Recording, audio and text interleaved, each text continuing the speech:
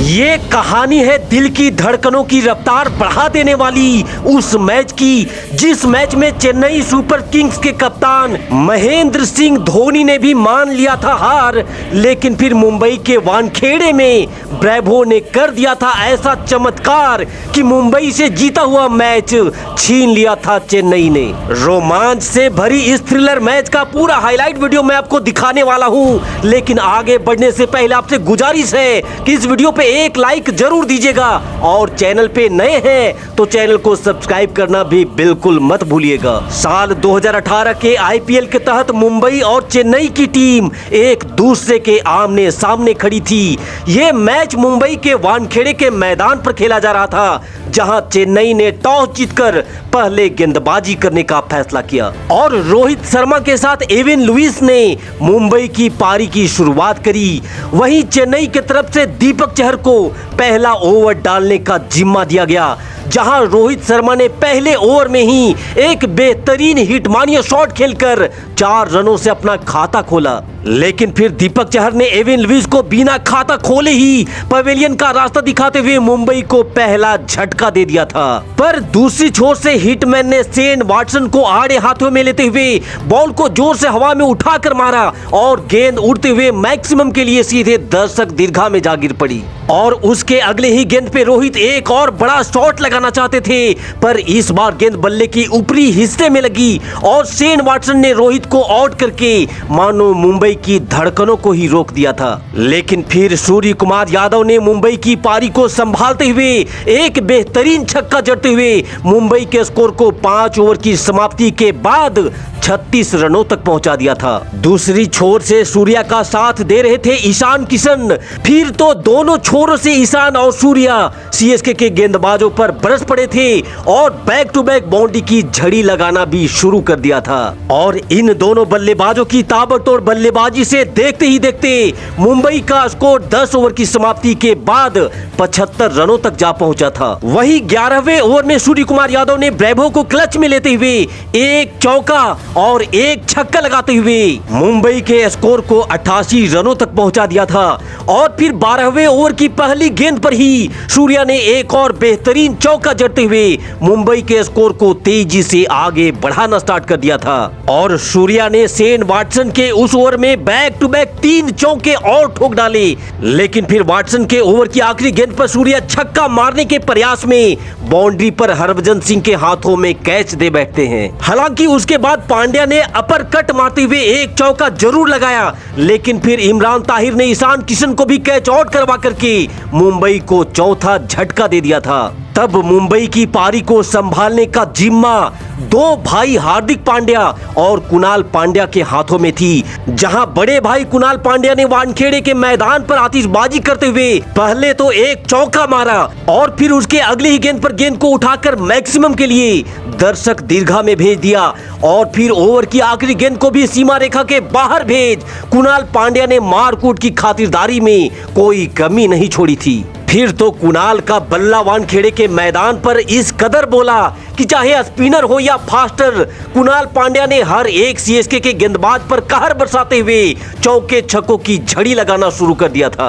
और अपनी ताबड़तोड़ बल्लेबाजी से इन दोनों भाइयों ने मुंबई के स्कोर को निर्धारित 20 ओवर में 165 रनों तक पहुंचा दिया था, जो वानखेड़े जैसे छोटे मैदान पर सीएसके के लिए ये एक आसान सा रन चेज दिख रहा था। 165 रनों की जवाबी कार्रवाई में शेन वाटसन और अंबती रायडू चेन्नई की पारी की शुरुआत करने मैदान पर उतरते हैं, जहां अंबती रायडू ने मैकलेंगन के पहले ओवर में ही एक बेहतरीन चौका जड़ धमाका करना शुरू कर दिया था। वहीं दूसरे ओवर की पहली गेंद पर ही शेन वाटसन ने मुस्तफिजुर पे धावा बोला और पहली गेंद को ही सीमा रेखा के बाहर का रास्ता दिखा दिया था। वहीं मुस्तफिजुर की आखिरी गेंद पर रायडू ने भी एक चौका जड़ करके 4 रन अपने खाते में और जोड़ लिए थे। यहाँ से चेन्नई एक ताबड़तोड़ शुरुआत के साथ अपने पारी को धीरे धीरे आगे बढ़ा रही रही थी, लेकिन तभी सीएसके के लिए काल बन करके आते हैं हार्दिक पांड्या, जिन्होंने शेन वॉटसन को बाउंड्री पर कैच करवा करके मुंबई को पहली सफलता दिला डाली थी। तब रायडू का साथ देने आते हैं सुरेश रैना, जहां रायडू तो बेहतरीन फॉर्म में बल्लेबाजी करते हुए बैक टू बैक चौकों में डील किए जा रहे थे, लेकिन दूसरी छोर पर सुरेश रैना कुछ खास कमाल नहीं दिखा पाते हैं और महज 4 रनों की एक छोटी सी पारी खेल रैना आउट हो जाते हैं। 6 ओवर की समाप्ति तक सीएसके ने 2 विकेट खोकर 42 रन बना लिए थे। वहीं 7वें ओवर की पहली गेंद पर मयंक मार्कंडे ने रायडू को एलबीडब्ल्यू आउट करके चेन्नई को तीसरा झटका दे दिया था और फिर उसी ओवर में मार्कंडे ने चेन्नई की आन बान और शान महेंद्र सिंह धोनी को भी आउट करके मानो सीएसके फैंस की जान ही निकाल डाली थी। और इस विकेट के साथ ही ये मैच मुंबई की झोली में आता दिखने लगा था। हालांकि यहां से केदार यादव ने एक छक्का जड़ करके इस मैच में चेन्नई की जीत की उम्मीदों को जिंदा तो जरूर रखा था। वहीं रविंद्र जडेजा ने भी एक बेहतरीन चौका लगा करके चेन्नई के स्कोर को 12 ओवर की समाप्ति के बाद 75 रनों तक ले आए थे। लेकिन तभी रविंद्र जडेजा भी एक और बड़ा शॉट लगाने के प्रयास में अपना विकेट गंवा बैठते हैं और अब प्रेशर पूरी तरह से चेन्नई के बल्लेबाजों पर आ चुका था। चेन्नई के लिए समस्या कम होने का नाम ही नहीं ले रहा था, क्योंकि केदार जाधव जो अच्छे मूड में दिख रहे थे वो भी रिटायर्ड हड होकर के अब पवेलियन वापस जा चुके थे। और तब बल्लेबाजी के लिए आते हैं ड्वेन ब्रावो, जिन्होंने आते ही एक शानदार छक्का तो जरूर जड़ा, लेकिन दूसरी छोर पर दीपक चहर भी बिना खाता खोले ही पवेलियन की राह पकड़ चुके थे। अब बाकी के बचे आखिरी 6 ओवर में सीएसके को जीत के लिए 70 रनों की जरूरत थी और बल्लेबाजी में ब्रेवो का साथ देने आए थे हरभजन सिंह। इस बीच ब्रेवो ने कुछ बेहतरीन शॉट लगाकर चेन्नई के जीत के उम्मीदों को तो जिंदा जरूर रखा था, लेकिन हरभजन सिंह भी ज्यादा देर तक मैदान पर अपने पांव को जमा नहीं पाते हैं और 105 रनों के स्कोर पर चेन्नई ने अपना 7वां विकेट भी गंवा दिया था। और इस विकेट के बाद सीएसके के समर्थक भी अपनी हार को कबूल कर अपने टीम को कोसना शुरू कर चुके थे, लेकिन ब्रेवो जो थे वो हार मानने को तैयार नहीं थे। पर मुंबई के गेंदबाजों ने कहर बरसाते हुए मार्क वुड को भी आउट करके सीएसके को 8वां झटका दे दिया था। ये मैच सीएसके के हाथ से लगभग निकल चुका था, क्योंकि आखिरी के बचे 3 ओवर में सीएसके को जीत के लिए 47 रनों की जरूरत थी। फिर पारी का 18वां ओवर शुरू होता है, जहां ओवर की दूसरी बॉल पे ब्रेवो ने गेंद को हवाई सैर करवाते हुए 6 रनों के लिए भेज दिया था। वहीं उसकी अगली गेंद को भी ब्रेवो ने हवा में उठाकर जोर से मारा और बैक टू बैक ये दूसरा छक्का ब्रेवो ने अपने नाम कर लिया। और फिर उसी ओवर में एक और चौका लगाते हुए ब्रेवो ने कुल 20 रन उस 18वें ओवर में ठोक डाले थे। लेकिन अभी भी आखिरी के बचे 12 गेंदों पर सीएसके को जीत के लिए 27 रनों की दरकार थी।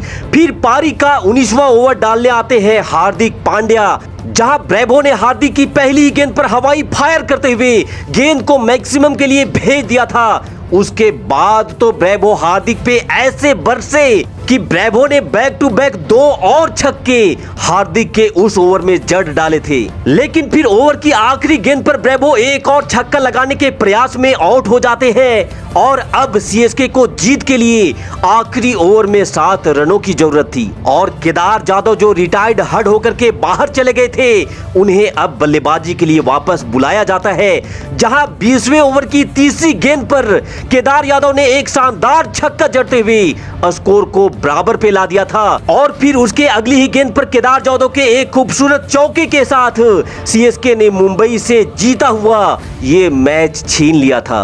तो ब्रेवो के इस बेहतरीन बल्लेबाजी के नाम इस वीडियो पे एक लाइक जरूर दीजिएगा और क्रिकेट की धमाकेदार मैचों की कहानियों के लिए हमारे चैनल को सब्सक्राइब करना भी बिल्कुल मत भूलिएगा। Thanks for watching this video. जय हिंद, वंदे मातरम।